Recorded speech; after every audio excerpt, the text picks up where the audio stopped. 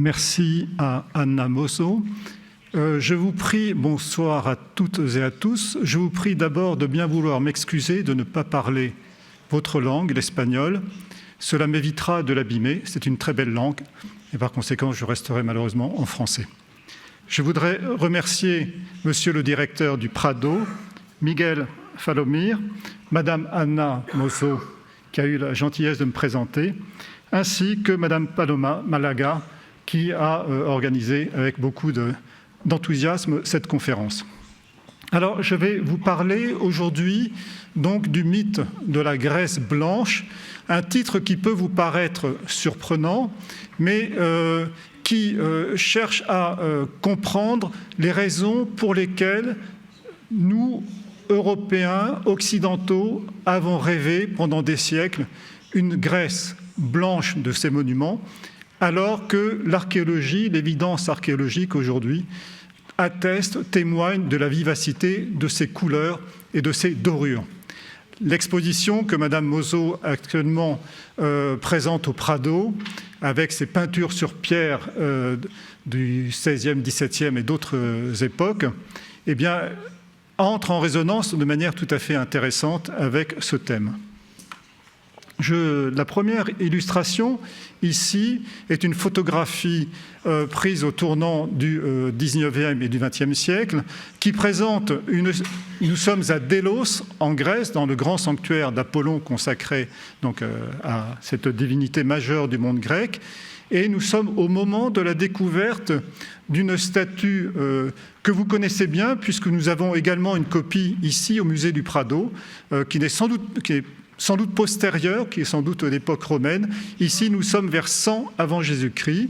Et la photographie a été construite de manière à mettre en valeur, à faire briller de tout son éclat cette statue du diadumène, copie hellénistique de 100 avant notre ère, d'un original du 5e siècle, dû à Polyclète, et l'original devait être en bronze. Alors pourquoi cette illustration? Parce que ce diadumène exposé au soleil brille de l'éclat de son marbre blanc quand il est flanqué par deux énergumènes, deux Grecs d'aujourd'hui, si je puis dire, enfin maintenant c'est hier, sombres, l'air sombre, basanés, habillés de briques et de brocs. Et l'idée sous-jacente ici dans ce discours porté par cette photographie est que la Grèce éternelle est blanche, la grande Grèce classique est blanche, et les Grecs d'aujourd'hui ne sont pas les héritiers de cette Grèce-là, et leur noirceur ici en témoigne. La photographie ici est construite sur cette idée. On sait qu'en Grèce, en effet, le mishellénisme, la haine du grec moderne, accompagne le philhellénisme des Européens qui redécouvrent la Grèce au XIXe siècle, c'est-à-dire l'amour de la Grèce classique. Alors, c'est vrai que cet amour de la Grèce classique, nous le voyons, nous le vivons de manière spectaculaire et quasi immédiate lorsque, au Cap Sounion, par exemple, nous sommes fascinés par les ruines du temple consacré à Poséidon. Et la Grèce, pour nous, parfois, se résume à cette association de la blancheur d'un marbre qui brille de tout son éclat, associée au bleu azuréen du ciel et à cette mer Méditerranée qui nous fascine tant, et parfois la Grèce se résume à cela. Cette fascination pour cette Grèce blanche trouve son apogée aujourd'hui encore dans la reconstruction toute blanche du Parthénon, reconstruction qui dure depuis les années 1930 et qui ne s'achèvera sans doute jamais, parce qu'il est bon d'avoir cette icône blanche en Grèce aujourd'hui pour attester que les Grecs d'aujourd'hui sont bien les héritiers de la Grèce de Périclès. D'emblée, la reconstruction blanche du Parthénon, avec le marbre pentélique, qui était le matériau de ce monument, atteste de cet ancrage des contemporains dans cette blancheur factice. En effet, factice, pourquoi? Parce que nous savons aujourd'hui qu'en Grèce, tout était peint. Tout était peint, nous le savons, je reprends ici l'exclamation du consul de France à Athènes à la fin du XVIIIe siècle, Louis-Sébastien Fauvel, qui, monté au sommet des échafaudages du Parthénon, s'exclame donc « tout était peint ». Et ce « tout était peint » contraste évidemment avec la blancheur patiemment reconstruite du Parthénon aujourd'hui. Tout était peint et cette peinture ne se limitait pas au seul monument en marbre, comme on le voit ici par exemple, mais elle affectait également les statues qui pouvaient être dorées. Ah, pardon, excusez-moi. Elle affectait aussi... Voilà.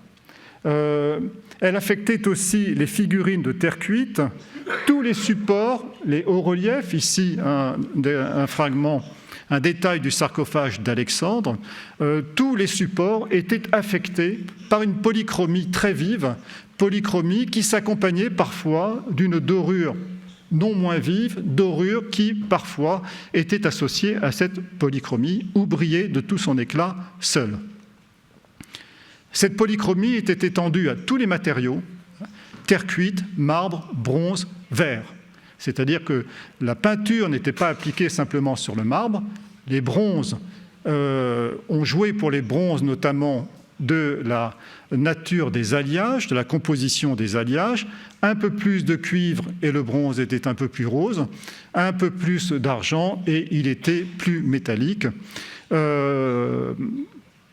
Par ailleurs, les statues dites chryséléphantines, en or et en ivoire, comme on le voit ici à gauche sur l'écran, eh bien, témoignaient là aussi du jeu que l'on faisait avec ces différents matériaux de prix. Ici, l'ivoire blanc et noir parce qu'il a brûlé.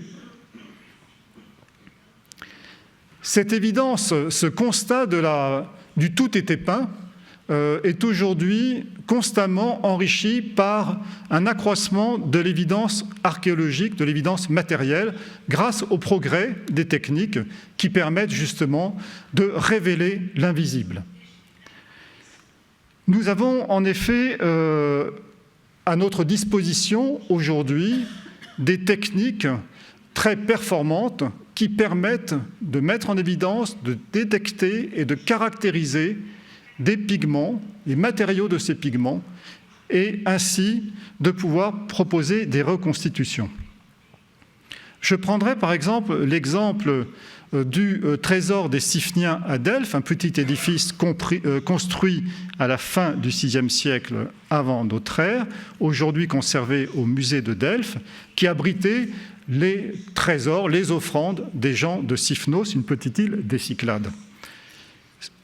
À l'occasion d'un programme développé donc avec l'École française d'Athènes, Sorbonne Université et le laboratoire d'archéologie moléculaire et structurelle, nous avons pu mettre en évidence des restes de couleurs, les indices d'un traitement polychrome, là où on s'y attendait le moins, en développant notamment des techniques en fluorescence d'ultraviolet, en luminescence d'infrarouge et en appliquant une caractérisation physico-chimique grâce à un scanning XRF. Alors, soyons plus clairs. Ici, par exemple, sur la frise est du trésor de Siphnos, était conservé donc un guerrier dans lequel on reconnaît... on reconnaît... peut-être que la souris fonctionne. Donc voilà, dans laquelle on reconnaît Achille, et ici, l'enjeu était de détecter sur ce gorgonéion, cette tête de gorgone qui pétrifiait de son regard tous ceux qui la regardaient, ne la regardaient pas trop longtemps, l'enjeu était de savoir si, sous les concrétions, on pouvait malgré tout détecter des couleurs. Pour cela, donc, des techniques ont été appliquées, notamment de caractérisation XRF, et le résultat a été tout à fait spectaculaire dans la mesure où cette technique a permis de mettre en évidence la présence des éléments caractérisants d'une couleur.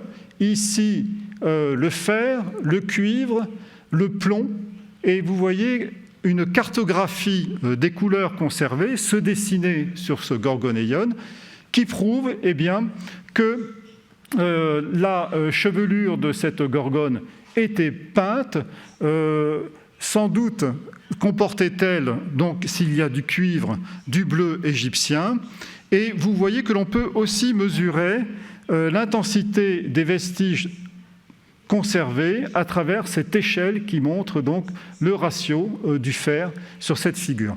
Alors, conclusion de tout cela.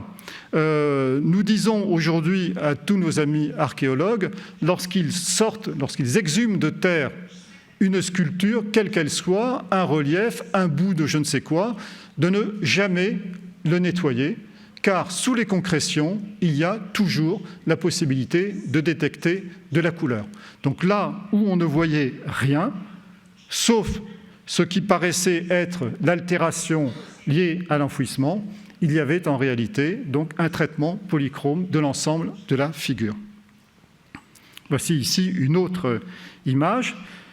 Conventionnellement, le marbre donc est représenté par la couleur verte. Le rouge orangé correspond aux pigments rouges, aux oxydes de fer, et le mauve que l'on distingue ici dans la chevelure est un mélange de pigments rouges et de bleu qui nous donne en fait une idée de la coloration de cette gorgone à l'origine.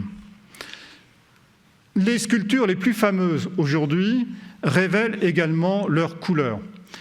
Fauvel, au XVIIIe siècle, avait raison, et aujourd'hui, longtemps on ne l'a pas cru, et aujourd'hui, les conservateurs du British Museum à Londres développent des techniques de détection du bleu égyptien en luminescence d'infrarouge induite par lumière visible. Pardonnez-moi ce développement un peu technique.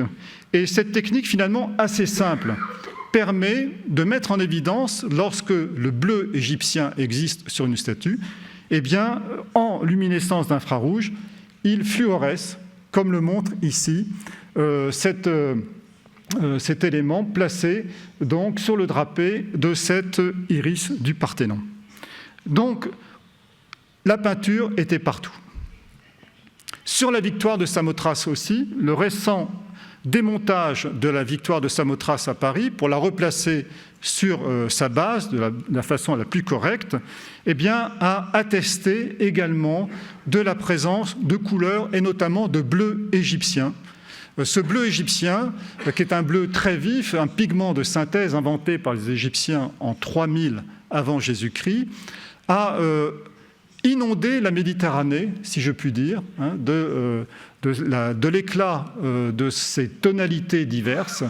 Et le bleu égyptien est partagé par les Grecs, les Italiens, les Orientaux, les Égyptiens, les Mésopotamiens. La Méditerranée antique est une Méditerranée bleu égyptien. Tous faisaient couleur partagée. C'est un point important à souligner. De nouveau sur le Parthénon.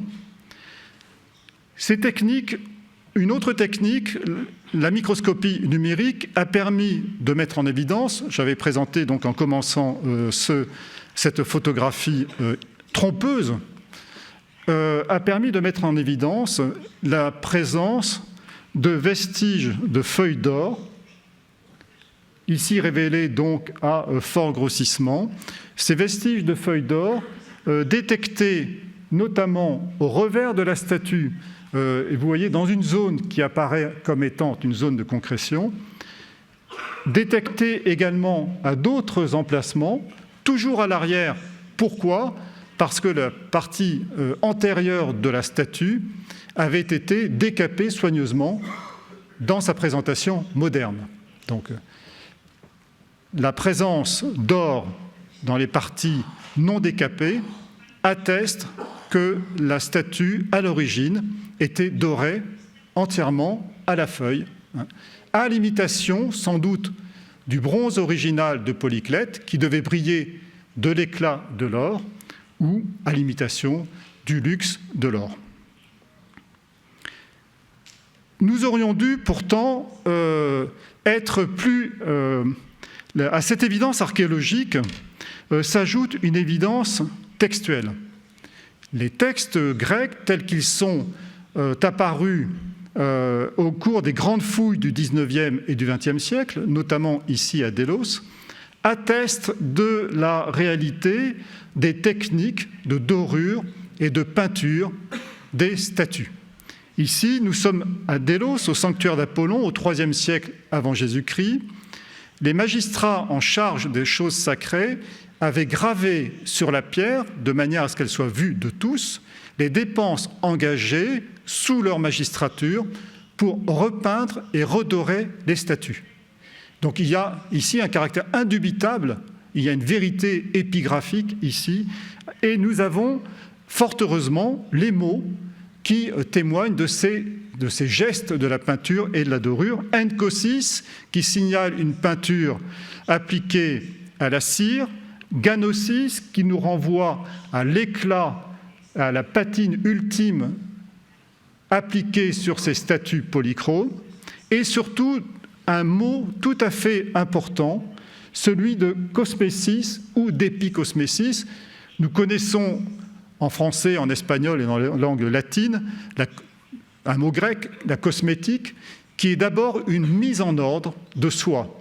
Et la cosmesis grecque est une remise en ordre des statues, c'est-à-dire une remise en bon ordre de leur traitement polychrome, de leur traitement pictural, ou une remise en bon ordre de leur traitement doré.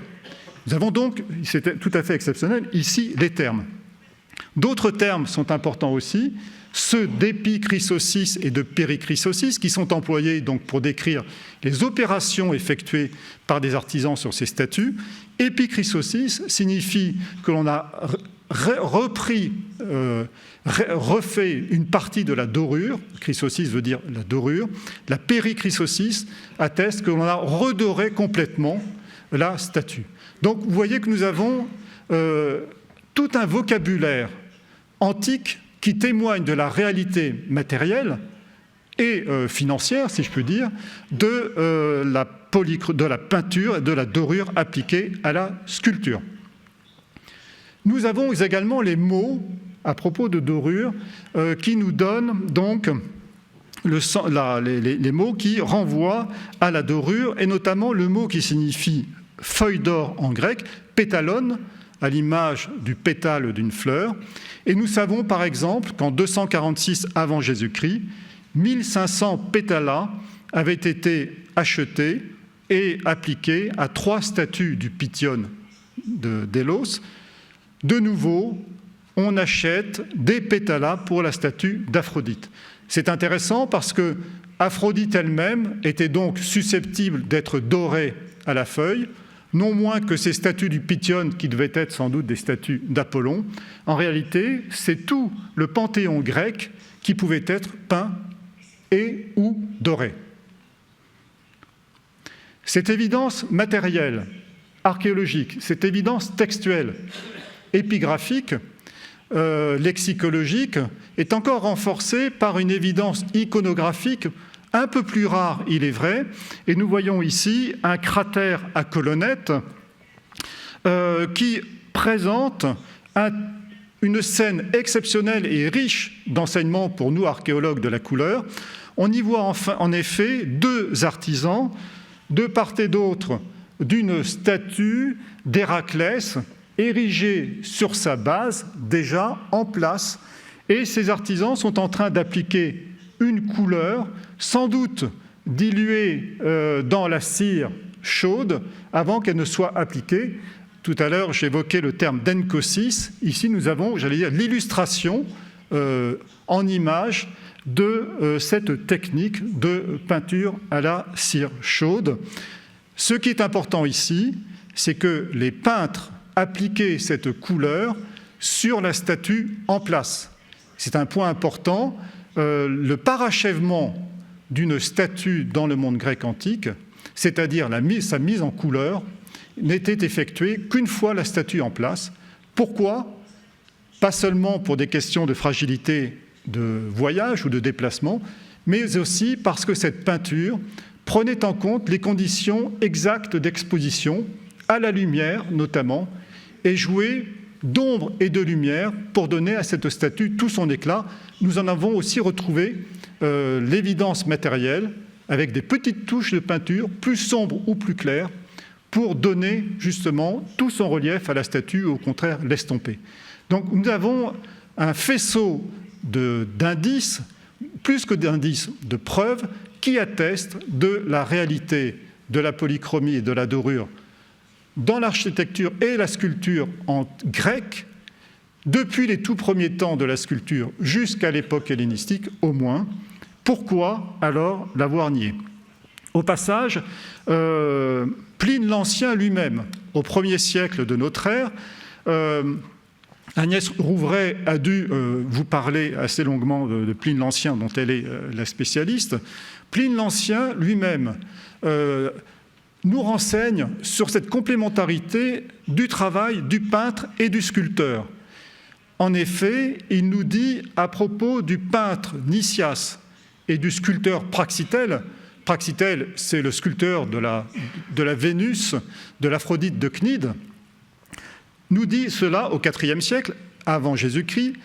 C'est ce Nicias, dont Praxitèle, quand on lui demandait lequel de ses ouvrages de marbre il plaçait le plus haut, répondait « ceux où Nicias a mis la main ». Si grande était l'importance qu'il attribuait à son procédé de coloration des détails circumlitiaux. Je ne rentre pas dans les détails, simplement Pline l'Ancien, portant un regard rétrospectif sur la sculpture du IVe siècle, le second classicisme grec, eh bien, atteste, confirme cette complémentarité de la peinture et de la sculpture dans le monde grec. Une sculpture non peinte ou non dorée pour un grec était une sculpture inachevée. Aujourd'hui, dans nos musées, le blanc de nos statues ferait frémir d'horreur un grec en charge des choses sacrées au 5e, 4e ou 3e siècle avant, parce que nous sommes fauteurs d'impiété majeure, puisque nous ne repeignons pas, nous ne redorons pas les statues comme il le faudrait. Si nous voulons rester fidèles à l'esprit grec, il faudrait aujourd'hui repeindre et redorer les statues que nous avons tous dans nos musées. Alors, pourquoi avons-nous perdu la mémoire de cette polychromie de la sculpture grecque? Eh bien, on peut considérer que Rome a dû jouer un rôle dans cette affaire-là à partir du moment où Rome a mis la main sur les richesses grecques. Nous savons en effet que les Romains, dans un premier temps, se sont appropriés par des pillages les œuvres les plus célèbres des sanctuaires grecs. Ici, nous en avons simplement, je cite un exemple avec les guerriers du Riace, trouvés au large de Reggio di Calabre, et pour vous montrer qu'à un moment donné, les Romains ont épuisé leur capacité à piller. Les sanctuaires grecs étaient vidés de leurs chefs-d'œuvre en bronze, en or et en argent. Ceci s'est fait après Néron, c'est fini.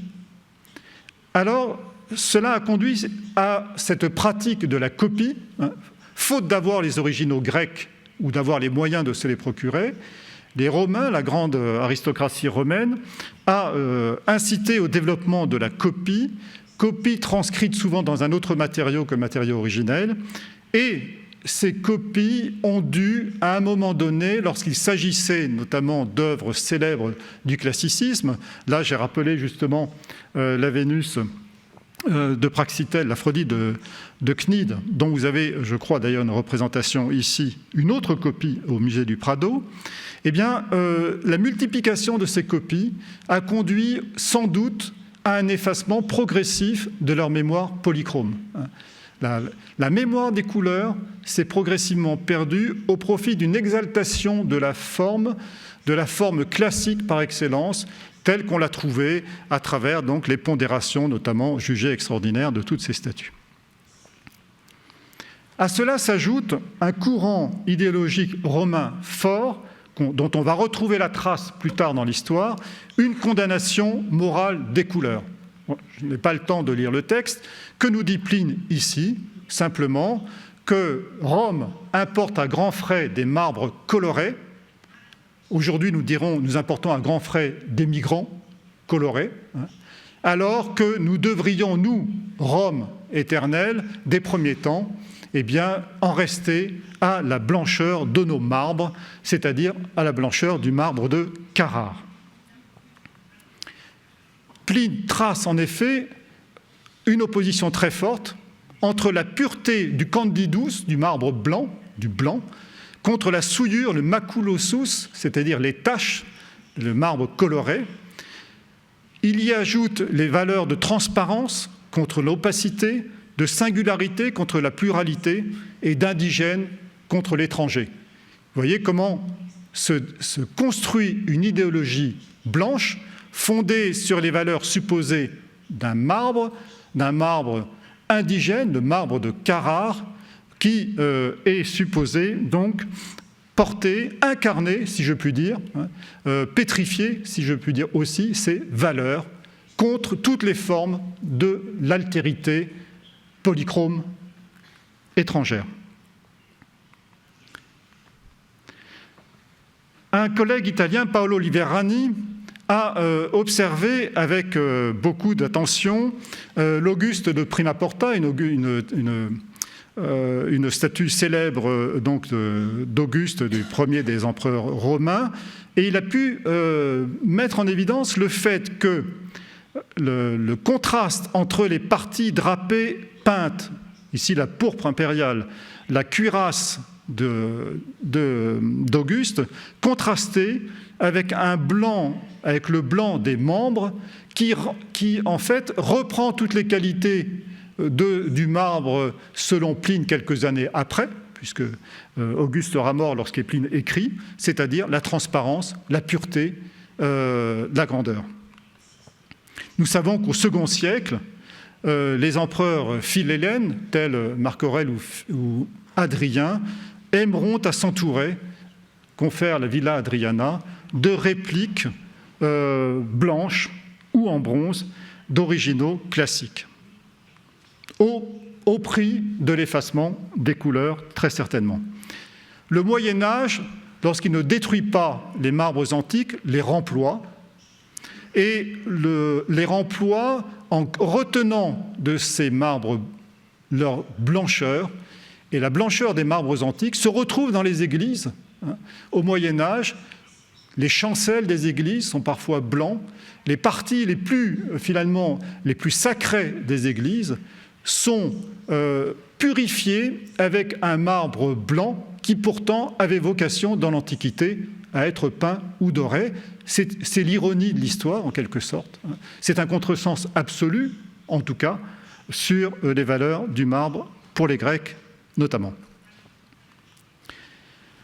Ceci s'aggrave, si je puis dire, à la Renaissance. Le Quattrocento, le XVe siècle italien, puis le XVIe siècle, conduisent évidemment à une redécouverte de l'Antiquité romaine, et c'est la redécouverte d'une Rome blanche à travers les œuvres les plus célèbres, dont nous avons souvent les répliques dans nos musées européens, la statue, donc le groupe de Laocoon et de ses fils ici,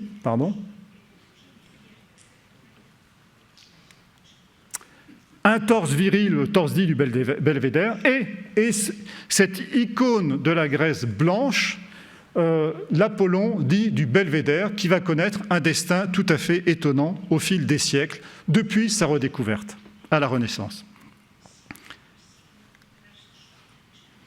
Le pape, dès lors, le blanc de la sculpture antique va être affaire de pouvoir. Les pouvoirs vont faire main basse, si je puis dire, sur la statuaire antique et sur ses valeurs telles qu'elles ont été définies à un moment de l'Antiquité. Le pape Jules II s'éprend passionnément de l'Apollon du belvédère, qui va susciter des passions érotiques, vous allez le voir, chez bien des individus et chez le pape lui-même. Conservé au Museo Pio Clementino, on y voit déjà le chef-d'œuvre de l'art grec, alors qu'il s'agit en réalité d'une copie romaine d'un original grec perdu qui devait être en bronze. Surenchère, François Ier, qui ne veut pas en rester en reste, ne veut pas rester donc en arrière par rapport à la richesse des musées du pape, eh bien, envoie le primatis au Vatican afin d'effectuer les moulages, de prendre les creux de ces statues déjà blanchies pour en faire des tirages en bronze. Ce phénomène conduit évidemment à un effacement définitif de la grammaire des couleurs telle que pouvait encore se voir. S'il y avait encore des couleurs sur l'Aphrodite, sur la copie du Belvédère, la prise de moulage, d'empreinte, a dû les effacer de toute façon. Et de toute façon, l'idée n'est pas celle-là. L'idée, c'est de reproduire dans un matériau plus précieux que le marbre du Vatican, le bronze, la fameuse Vénus du Belvédère. Surenchère, donc, surenchère de matériaux, effacement des couleurs. On donnera bientôt à cette réalité blanche une assise scientifique, en tout cas un historien de l'art se détache parmi tous les autres. L'histoire de l'art vient au secours, si je puis dire, des pouvoirs qui se sont emparés de ce mythe blanc. Winkelmann, notamment, le célèbre historien de l'art Winkelmann, auquel l'on doit cette histoire de l'Antiquité, histoire de l'art dans l'Antiquité, parue à Dresde en 1764, eh bien, pose le premier la blancheur des marbres grecs comme étant l'apogée de l'art en général, de l'art antique bien sûr, mais de tous les arts. Le sommet de l'art grec est représenté pour lui par l'Apollon du Belvédère, le revoilà. Il nous dit, dans un extrait d'un ouvrage de son histoire de l'art dans l'Antiquité, la couleur contribue à la beauté, mais elle n'est pas la beauté même, elle la rehausse et fait valoir ses formes. Comme la couleur blanche est celle qui réfléchit le plus les rayons lumineux et frappe donc le plus sensiblement, un beau corps sera d'autant plus beau qu'il est blanc. Winkelmann s'érige en faux contre nous qui utilisons les cabines de bronzage pour donner à nos corps donc le hâlé qui est contradictoire avec cette exaltation de la blancheur marmoréenne. Dans un autre texte un peu moins connu, Winkelmann donne à cette passion du blanc une dimension érotique, voire, n'insistons pas. Le véritable sentiment du beau ressemble à un plâtre liquide que l'on verserait sur la tête de l'Apollon et qui, en serrant, épouserait toutes ses parties.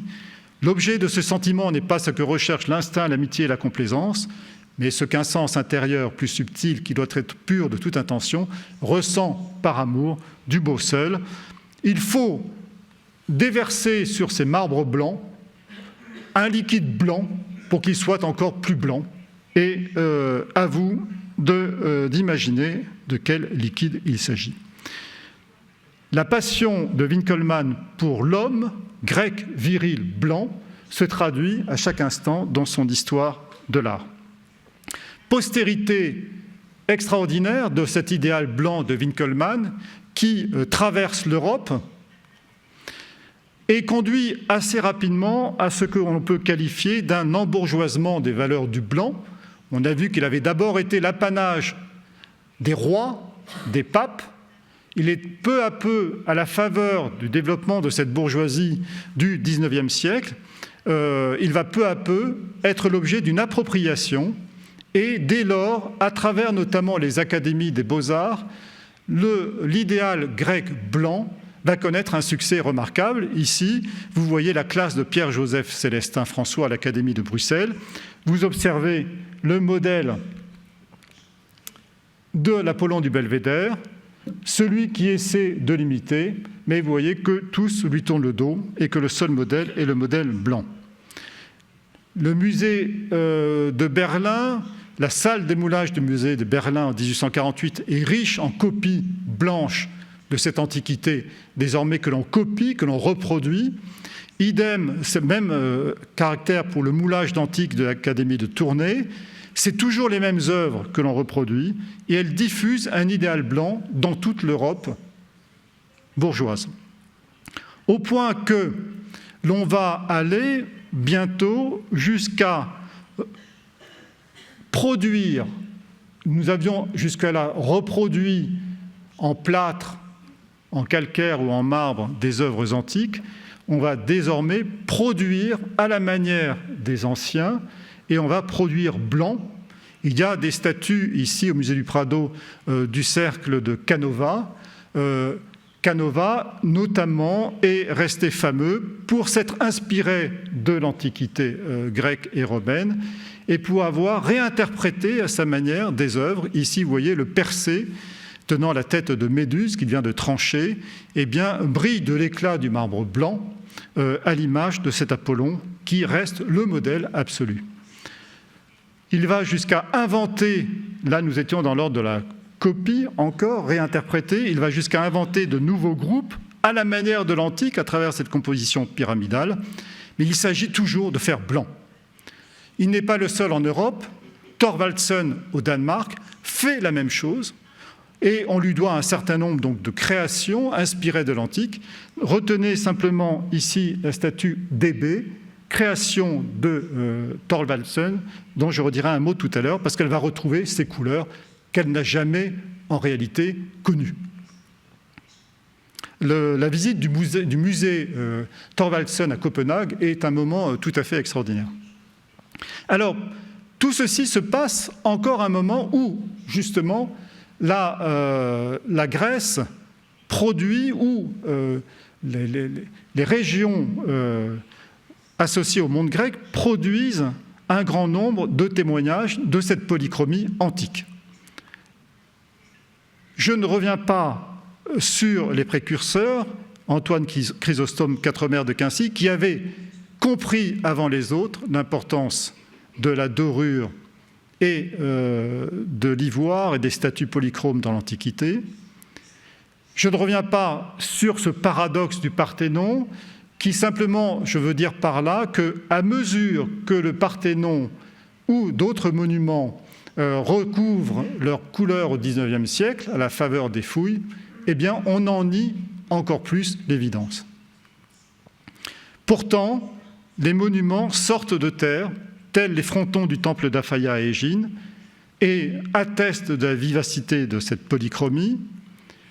Les architectes du XIXe siècle, il faut les saluer, car eux ont reconnu, répandu, diffusé cette idée que la Grèce antique, non, n'était pas blanche, mais était polychrome. Saluons ici la mémoire de Jacques-Ignace Hittorf, qui reconstitue avec un enthousiasme parfois excessif, c'est-à-dire qu'il est difficile de vérifier la vérité de ces reconstitutions polychromes, mais il donne de la Grèce, et notamment des temples grecs, ici de Sicile, puisque la Sicile a d'abord été grecque avant d'être italienne et romaine, il donne des temples grecs une image plus exacte que nous ne l'avons aujourd'hui, quand je présentais notamment le temple du Cap Sounion.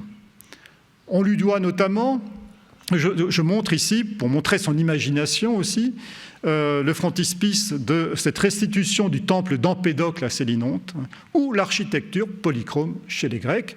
Hittorf, lui, la reconnaît, quand les archéologues, eux, ont tendance à en nier l'évidence. Les artistes l'ont emporté au XIXe et au XXe siècle sur les archéologues dans la bonne perception, en quelque sorte, de la polychromie de l'art grec. Ce qui est important aussi, c'est que Hittorf ne crée pas de rupture entre un monde oriental polychrome et un monde grec blanc, alors que tous ont tendance à le faire à la même époque, notamment les archéologues, essayant de construire progressivement l'image d'une Grèce blanche, pure, dégagée de toute invasion quelconque, non orientale, inventant un Orient polychrome contre une Grèce blanche, alors même, comme on l'a vu avec le bleu égyptien en commençant, les couleurs circulent en Méditerranée et au Proche-Orient, dans des échanges, depuis toujours en quelque sorte, dans des échanges d'artisans, de commerce, de techniques, qui nous obligent à réviser complètement l'image que nous nous faisons de cette Grèce dépouillée de couleurs. Le Parthénon voit son entablement restauré par un grand prix de Rome, Alexis Paccard, le contraire de ce que nous restaurons aujourd'hui. sur l'Acropole. Un autre artiste, Alma Tadema, imagine ce que pouvait être la réception de la frise des Panathénées à Athènes, réception donc de l'œuvre de Phidias, polychrome, ça ne fait pas de doute pour lui. Ceci est donc publié, peint en 1868. Certaines restitutions aujourd'hui s'inspirent de celle-ci, d'ailleurs, paradoxalement, alors que lui est dans l'imagination. J'évoquais le rôle, la responsabilité des archéologues dans la non-réception, dans la non-reconnaissance de cette polychromie de l'architecture et de la sculpture grecque. C'est aussi, elle est à comprendre en relation avec un phénomène politique majeur au XIXe siècle, qui est l'indépendance de la Grèce, qui, à partir de 1830, recouvre son indépendance et va purifier son territoire, ses monuments et sa langue de tout emprunt étranger pour montrer qu'elle est bien l'héritière du siècle de Périclès et que les Ottomans, l'Empire ottoman n'est qu'un accident dans son histoire, au point qu'on peut l'oublier. Et tout au long du XIXe siècle, on va constater un effacement de toute l'histoire ultérieure de la Grèce. Cet effacement va toucher aussi, évidemment, les monuments. On détruit les monuments préclassiques pour exalter la blancheur supposée des monuments classiques, au point qu'un célèbre philosophe français, Ernest Renan, dans sa fameuse prière sur l'Acropole, parue dans la Revue des Deux Mondes en 1876, peut s'extasier dans un élan mystique en disant, à propos de l'Acropole et du Parthénon, « C'était l'idéal cristallisé en marbre pentélique qui se montrait à moi, un type de beauté éternelle, sans nulle tache locale ou nationale. » Pourtant, résilience des couleurs, car en Grèce, on continue à produire, si je puis dire, à sortir de terre des œuvres polychromes, ici des figurines en terre cuite, au point que les artistes eux-mêmes sont sensibles et n'hésitent pas à écrire, tel Jean-Léon Gérôme, « La peinture insuffle la vie à la sculpture ». Je ne sais pas s'il avait lu Pline l'Ancien, mais il ne dit rien d'autre que ce que disait Pline l'Ancien au 1er siècle de notre ère, lorsqu'il disait que une œuvre n'est achevée que si elle est également peinte. L'évidence matérielle des couleurs jaillit de toutes parts. Le sarcophage d'Alexandre, conservé au musée d'Istanbul, sans doute y êtes-vous déjà allé, témoigne d'une sorte d'explosion polychrome. Les sujets sont grecs, les thèmes sont grecs, grecs contre perses, chasse aristocratique, et pourtant, on refuse, on dénie à ce sarcophage son caractère grec. Après tout, il ne s'agit que du dernier roi de Sidon, donc un oriental. La couleur reste du côté de l'Orient. Supposée rester du côté de l'Orient. Coup de tonnerre sur l'Acropole en 1884, lorsque l'on découvre les statues, les chorés, les fameuses chorés de l'Acropole, chef-d'œuvre de l'archaïsme grec, enfouis après la destruction de l'Acropole par les Perses en 480 avant notre ère. Les Perses, paradoxalement, ces orientaux, ces colorés, si je puis dire, sont à l'origine de la préservation des œuvres polychromes de la Grèce archaïque.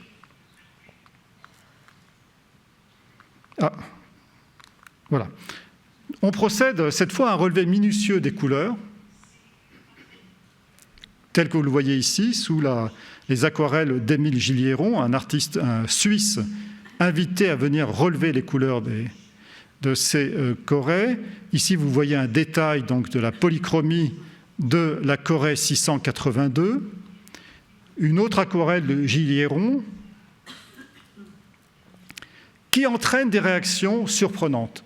Un grand historien de l'art en général, et de l'art antique en particulier, Éliphore, en 1910, n'hésite pas à écrire « Ces créatures barbarement enluminées, éblouissantes et bizarres comme des oiseaux des tropiques, les femmes qui sont les oiseaux des tropiques, ont la forte saveur des femmes d'Orient, fardées, parées, peut-être assez vulgaire, fascinante pourtant, lointaine, des êtres de conte, des animaux puérils, des esclaves gâtés, elles sont belles. Non, ces femmes, ce sont ou des prêtresses, ou des femmes de l'aristocratie athénienne de la fin du VIe siècle avant notre ère. Elles ne sont pas des oiseaux des tropiques, elles ne viennent pas d'Orient, elles sont 100% grecques, telles qu'on concevait à l'époque. Réaction blanche, les idéologies les plus radicales s'engouffrent dans cette affaire-là, et Charles Maurras, le polémiste partisan d'une monarchie radicale en France, écrit à propos de ces chorés de l'Acropole: j'avais coutume de franchir presque en courant la salle des 14 prêtresses de Minerve. Ces chorés viennent de faire l'objet d'une exposition au musée de l'Acropole. Leurs yeux bridés, comme dans les visages mongoliques, leurs narines, leurs fronts bizarres. Enfin, cet étrange sourire, ce sourire uniforme et indéfini, sur des joues reluisantes comme l'ivoire, me causait un chagrin qui me faisait fuir. Puis, considérant l'œil bridé des 14 prêtresses du premier Parthénon, hélas, disais-je, qui m'ôtera de là ces Chinoises? Les Grecs les plus Grecs qui fussent au VIe siècle sont considérés comme des Chinoises et font fuir le polémiste d'extrême droite, Charles Maurras. Et il est vrai qu'elles ont un peu un air chinoise. Il célèbre, au contraire, ce qui lui paraît le chef-d'œuvre de l'atticisme. C'est un homme, évidemment, un jeune éphèbe, et même s'il a le malheur d'avoir quelques couleurs, comme il a les yeux bleus et qu'il a les cheveux blonds, ça n'est pas très grave. D'autant plus que, nous dit Maurras de manière très éclairante pour nous, rien ne vaut une bonne photographie pour rendre l'impression des originaux de marbre. Présentée au rayon du jour, la feuille diaphane en devient toute lumineuse et l'on y voit filtrer sous le trait ferme des figures cette clarté blanche et brillante qui anime le doux Paros, le marbre de Paros, l'un des plus blancs et des plus purs. Autrement dit, si vous voulez bien apprécier une statue polychrome grecque, prenez une photographie noir et blanc et vous êtes sûr ainsi d'effacer toutes les couleurs. Voilà ce que nous dit Maurras.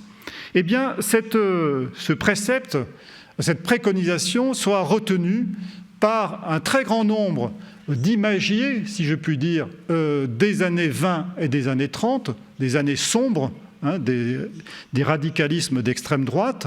Et nous voyons notamment dans les années 1930 la photographie noir et blanc dans des contrastes radicaux entre le blanc et le noir, dans des vues en contre-plongée, inspirant une sorte de domination de l'architecture, consolider ce mythe d'une Grèce blanche qui n'a jamais existé que dans la tête de ceux qui l'ont défendu.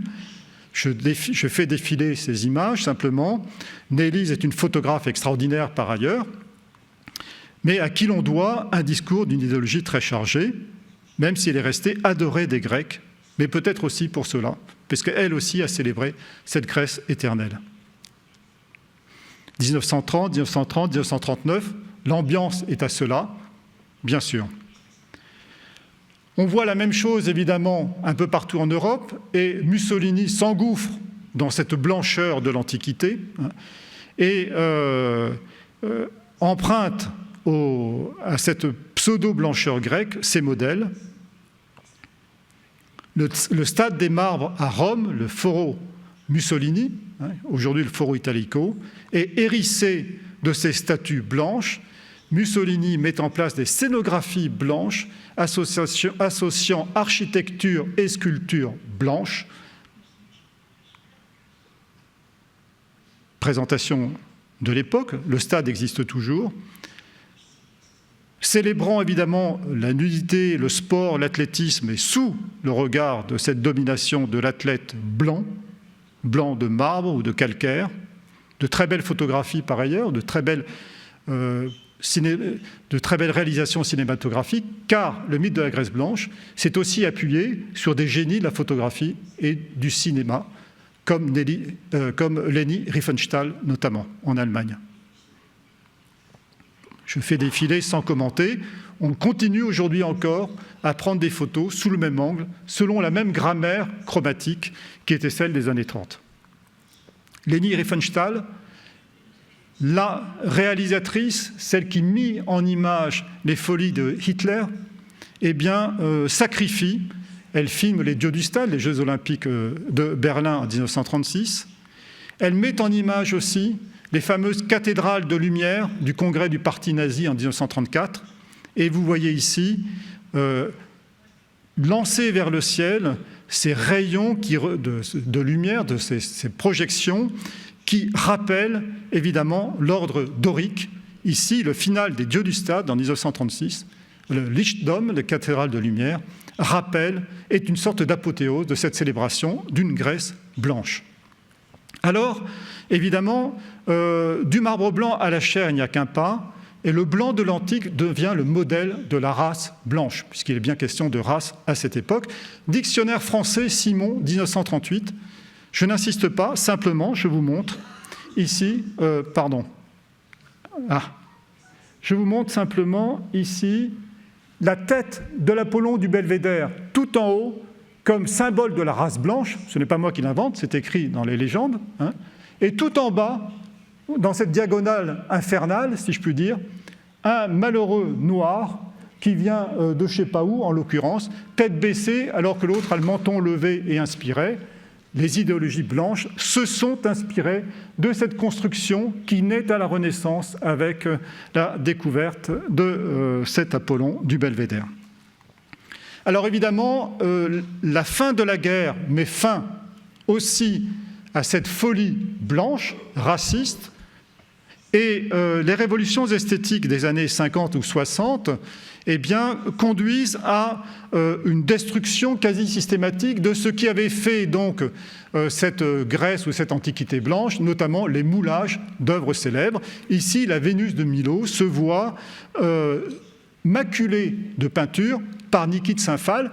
Rappelez-vous le maculosus de Pline l'Ancien avec lequel j'ai commencé, ces taches qui sont le contraire de ce que doit être la pureté.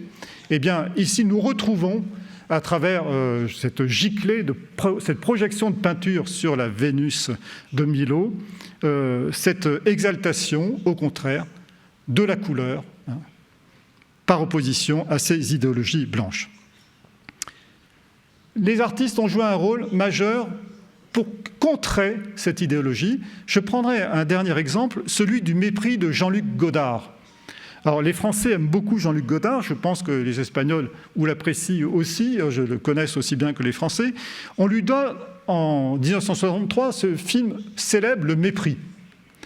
Dans Le Mépris, à partir de la 11e minute, on voit défiler une série de moulages d'œuvres célèbres de l'Antiquité.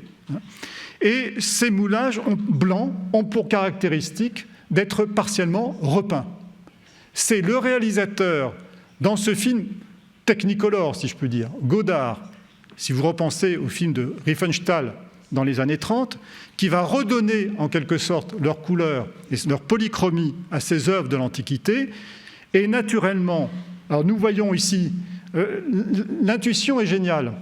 Le Kouros, ici, du Ptoion est une œuvre archaïque. Le Zeus du Cap Artémision est une œuvre classique. Cette statue est une œuvre sans doute hellénistique. Et nous retrouvons, cette fois, que retrouvons-nous? L'Apollon du Belvédère, toujours lui, ici vu de profil. Et il n'est pas blond, il est brun, très foncé, et son manteau est partiellement repeint en rouge. Et il est vis-à-vis d'une statue de Vénus en face de lui. Il place dans un jardin 3 statues que vous connaissez bien, on les a vues tout à l'heure, la Vénus Médicis, la Vénus de Cyrène et la fameuse Hébé de Thorvaldsen dont j'ai parlé à l'instant. Et vous vous souvenez que Thorvaldsen l'avait imaginée blanche, dans un marbre magnifique de blancheur. Cette création de Thorvaldsen va recouvrer des couleurs sous la palette de Godard qu'elle n'a jamais eue, puisqu'au départ, elle était une création blanche. Mais la force de la polychromie, de l'idée d'une Grèce polychrome, qui est aussi un discours politique contre les tenants d'une Grèce blanche, conduit à redonner des couleurs à des statues qui n'en ont jamais eu, puisqu'elles ont été créées pour illustrer le contraire. Et vous voyez au passage que ces 3 statues sont placées dans un jardin. Et cette idée est intéressante parce qu'elle vise aussi à arracher, à détacher la sculpture de son contexte muséographique. Et c'est une dernière intuition, si je peux dire, de Godard qui me mène à cette dernière idée. Avec Godard, les statues retournent à la maison en passant par le jardin. Je caricature un peu. En effet, aujourd'hui, qu'arrivons-nous à faire ? L'enjeu est de recouvrer des couleurs perdues. Ici, les travaux que j'ai conduits avec une collègue du Centre de recherche et de restauration des musées de France, Brigitte Bourgeois, nous a conduits à retrouver, à cartographier l'ensemble des couleurs conservées sur ce groupe statuaire qui, à première vue, n'en conservait aucune. Mais je vous fais l'économie des images qui montrent justement l'évidence matérielle de ces couleurs. Nous avons pu en reconstituer un modèle 3D que nous avons repeint à la palette graphique, mais ceci n'aurait pas d'intérêt si nous n'avions pas voulu non plus, me semble-t-il, la replacer dans son cadre architectural originel. Et pour cela, nous avons fait appel à une architecte qui a travaillé donc sur les vestiges archéologiques de la maison dans laquelle cette statue avait été retrouvée, ce qui a permis de proposer justement cette reconstitution d'une statue, d'un groupe statuaire qui se trouvait au fond du vestibule d'une statue d'un riche délien du second ou du 1er siècle avant Jésus-Christ, qui offrait en quelque sorte au regard de ses visiteurs cette œuvre qui était vraisemblablement la transcription tridimensionnelle d'une œuvre peinte de la grande peinture du 5e siècle. Je finis là-dessus pour vous dire quoi ? Qu'il nous faut considérer souvent que les œuvres, les statues, les groupes statuaires, 3D pour résumer, que nous voyons aujourd'hui blancs, ont sans doute souvent été des extractions de compositions picturales plus larges, des tableaux que nous avons malheureusement souvent perdus, et qui transposaient dans la 3D les couleurs de ces compositions picturales. Si j'espère m'être bien fait comprendre, il s'agit bien ici d'une sorte de détourage, en quelque sorte, d'une œuvre, d'une composition picturale, d'un tableau fameux, célèbre dans l'Antiquité, réduit ici à l'un de ces éléments pour lequel on a repris sa grammaire chromatique, ses couleurs, pour les placer au fond de ce vestibule et en quelque sorte montrer à ses visiteurs que l'on avait du goût, que l'on s'inscrivait dans une tradition polychrome, que l'on aimait la sculpture classique, que l'on aimait la peinture classique et que l'on offrait aussi de nouvelles créations. La couleur des statues était aussi un défi pour les artistes de l'époque hellénistique. Ça leur permettait ainsi d'innover dans les représentations au profit d'une clientèle nouvelle. Voilà, donc nous sommes très loin ici, je terminerai sur cette remarque, nous sommes très loin évidemment de la Grèce de Winkelmann, très loin de l'Apollon du Belvédère, et à chaque fois que nous cherchons des couleurs sur les statues, nous les trouvons, et le British Museum, lorsqu'il cherche des couleurs sur les statues et les frises du Parthénon, ne manque de les trouver et fait un colloque annuel pour les présenter depuis quelques années. Pourtant, et je terminerai là-dessus, face à la raideur chromatique de certaines de ces reconstitutions, certains préfèrent encore en revenir au blanc. Et ici, je ne résiste pas au plaisir de vous montrer sur un site web grec d'aujourd'hui comment cette malheureuse Corée au péplos, qu'on a déjà vu plusieurs fois, celle qui faisait fuir Charles Maurras, qui l'a traitée de chinoise, est passée d'un jaune vif, ici trop kitsch, récemment une restitution plus claire. Mais heureusement, il y a l'incarnation de la beauté grecque d'aujourd'hui dans son chitone court blanc, pour nous rappeler que la seule beauté éternelle, c'est celle-ci. Et si l'on en doutait, il y a même un écran qui montre la Corée de dos, et vous voyez qu'elle est essentiellement blanche, même si ses cheveux sont colorés. on n'en sort pas. Il y a une réticence, toujours, y compris chez les gens animés de la meilleure volonté, il y a une réticence à admettre cette polychromie. Voilà, merci beaucoup. J'espère ne pas avoir été trop long. Voilà, merci beaucoup.